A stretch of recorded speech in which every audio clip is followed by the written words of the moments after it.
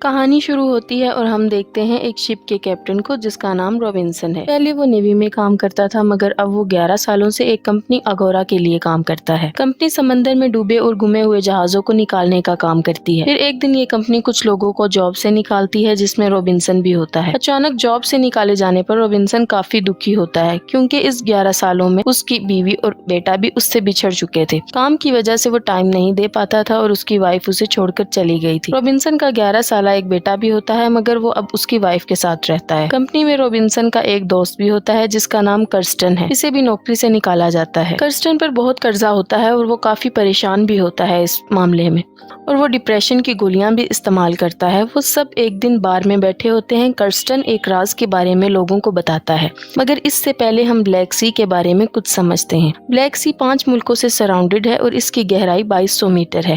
کرسٹن انہیں اس تلاش کے بارے میں بتاتا ہے جو اگورا نے بلیک سی میں کی تھی۔ 1941 میں ہٹلر کی فوج ناعزیز مکمل طور پر تباہ ہو چکی تھی۔ اس وقت روس جنگ کی لپیٹ میں نہیں آیا تھا مگر روس کو ڈر تھا کہ کہیں جرمنی روس پر حملہ نہ کر دے، اور اس بات کا فائدہ اٹھاتے ہوئے ہٹلر نے روس سے قرضہ مانگ لیا 2 ٹن سونا۔ اس کی قیمت کا اندازہ خود لگا لیں۔ ہٹلر نے روس سے ایک بوٹ لی اور اس میں سونا بھرا مگر وہ جہاز ہٹلر تک نہیں پہنچا، راستے میں ہی کہیں ڈوب گیا یا ڈبایا گیا۔ اس پر ہٹلر نے روس پر حملہ کر دیا۔ اس 4 سالہ جنگ میں لاکھوں لوگ مارے گئے۔ اس کے بعد ایک اوشیانک ریسرچز انسٹیٹیوٹ نے ایک یو بوٹ ڈھونڈ لی اور دعویٰ کیا کہ یہ وہی بوٹ ہے جس میں اسٹیلن نے سونا رکھا تھا۔ اپنی اسی انفارمیشن کو وہ جارجیا سرکار کے پاس لے گئے اور انہیں اس یو بوٹ کی لوکیشن دی۔ جارجیا سرکار اس یو بوٹ کو نکالنے کے لیے مان گئے اور 1 مہینے بعد روس اور جارجیا کے درمیان لڑائی شروع ہو گئی اور ساری حدیں پار ہوتی چلی گئیں۔ روس کو یو بوٹ کی لوکیشن کے بارے میں نہیں علم تھا، جارجیا کو اس بارے میں پتا تھا، لیکن جب تک جھگڑا ختم نہیں ہوگا کوئی بلیک سی میں داخل نہیں ہو سکتا اور وہ یو بوٹ تب تک سمندر میں ہی پڑی رہے گی۔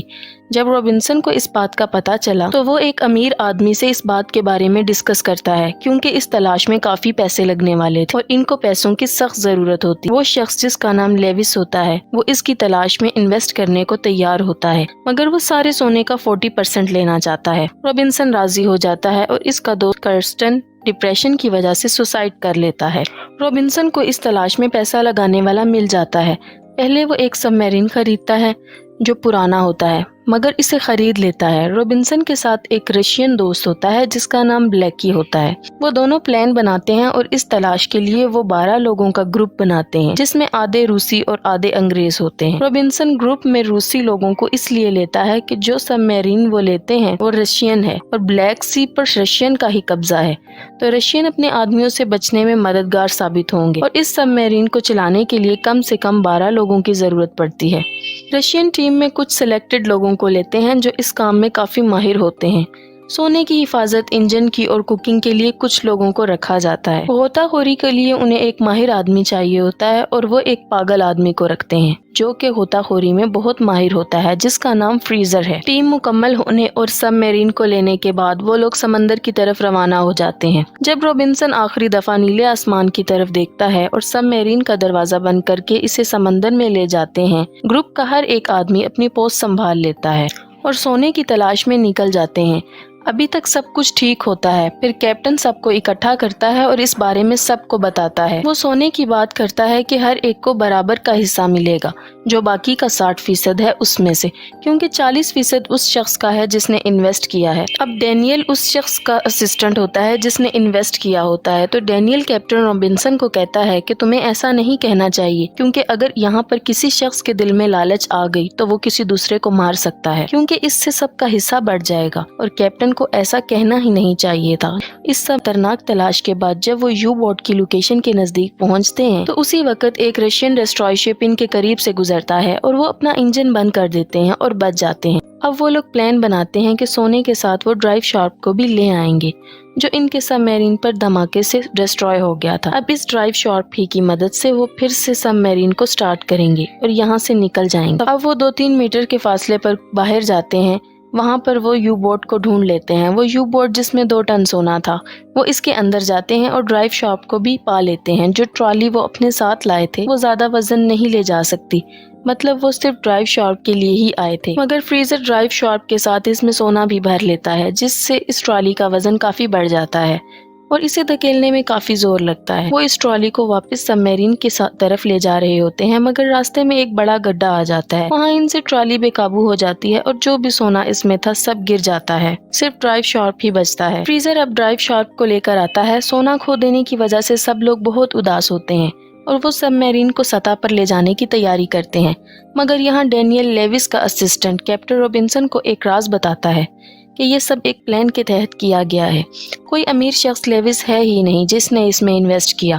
اصل میں اگورا نے جارجیا سے سمجھوتا کیا تھا تو وہ لوگ بوٹ کو نہیں نکال سکتے، ان کو خطرہ ہے، تو اگورا کے لوگوں نے یہ پلان کیا تھا اور کمپنی کے سبھی قابل لوگوں کو نکال دیا، جس سے تم لوگ مجبور ہو گئے اور پیسے اور اس کمپنی سے بدلہ لینے کو تیار ہو گئے۔ اگورا نے کرسٹن کو $30,000 دیے تاکہ تمہیں اس کوچ کے لیے رضامند کر لیں اور تم آسانی سے پھنس گئے، اور جیسے ہی تم لوگ سونا لے کر اوپر جاتے اگورا تم سے وہ سب لے لیتا اور تم سب کو گرفتار کر لیتا۔ یہ سب سن کر رابنسن غصے سے پاگل ہو جاتا ہے کہ کمپنی اتنی ظالم بھی ہو سکتی ہے۔ اب جو سونا گر گیا وہ تو واپس نہیں آ سکتا، اس کے علاوہ اور بھی سونا تھا جس کو وہ سب میرین میں لاتے ہیں جو 3 ٹن ہے۔ یہ ان کی سوچ سے بھی زیادہ ہوتا ہے۔ اب تو ان کو لیوس کو بھی 40% نہیں دینے ہوں گے، سارا سونا ان کا ہی ہے۔ وہ 8 لوگ بچ جاتے ہیں، ہر ایک کو 82 ملین ملیں گے اگر وہ اس سونے کو لے جانے میں کامیاب ہو جاتے ہیں۔ اب وہ لوگ اپنی لوکیشن پر نہیں جائیں گے، وہاں سے دور چلے جائیں گے تاکہ اگورا سے بچ سکیں۔ اب وہ لوگ سونا لے لیتے ہیں اور ڈرائیو شارپ کو چلاتے ہیں اور انہیں شک ہوتا ہے کہ وہ چلے یا نہیں۔ وہ سوچتے ہیں کہ یا تو وہ ہمیشہ کے لیے نکل جائیں گے یا اس میں ہمیشہ کے لیے پھنس جائیں گے اور مر جائیں گے۔ وہ سب میرین کے انجن کو سٹارٹ کرتے ہیں اور ان کی سب میرین چلنے لگتی ہے۔ وہ سب بہت خوش ہوتے ہیں کہ اب وہ امیر ہو جائیں گے، مگر کچھ دور جا کر ان کو ہیلپرز کی مدد سے پتہ چلتا ہے۔ سب کو الرٹ کرتے ہیں اور سب میرین روکنے کو کہتے ہیں۔ وہ اسے روکنے کی کوشش کرتے ہیں اور مشکل سے اسے روکتے ہیں۔ میپ میں کوئی گڑبڑ ہو جاتی ہے اور وہ لوگ چٹانوں میں پھنس جاتے ہیں۔ وہ ان چٹانوں کو پار کر سکتے تھے کیونکہ ان میں سے وہ 40 منٹ میں سے نکل سکتے ہیں۔ اب وہ ہیلپرز کو بٹھاتے ہیں اور اسے چٹانوں سے نکالنے کی کوشش کرتے ہیں۔ پھر اچانک کسی پرابلم کی وجہ سے سب میرین میں بلاسٹ ہوتا ہے اور سب میرین سمندر میں جا گرتی ہے اور اس میں ہول ہو جاتے ہیں جس سے اس میں پانی بھرنے لگتا ہے۔ سب لوگ پانی کو روکنے کی کوشش کرتے ہیں مگر وہ کچھ نہیں کر پاتے۔ اس حادثے میں سب لوگ مارے جاتے ہیں، رابنسن اور اس کے 2 ساتھی بچتے ہیں۔ رابنسن اپنے ساتھیوں کو نکال دیتا ہے مگر خود نہیں بچ پاتا کیونکہ ان دونوں کو بچانے کے لیے پیچھے کسی ایک کا ہونا لازمی ہوتا ہے سب میرین کو کنٹرول کرنے کے لیے، اور وہ اسی سمندر میں سب میرین کے ساتھ ہمیشہ کے لیے رہ جاتا ہے۔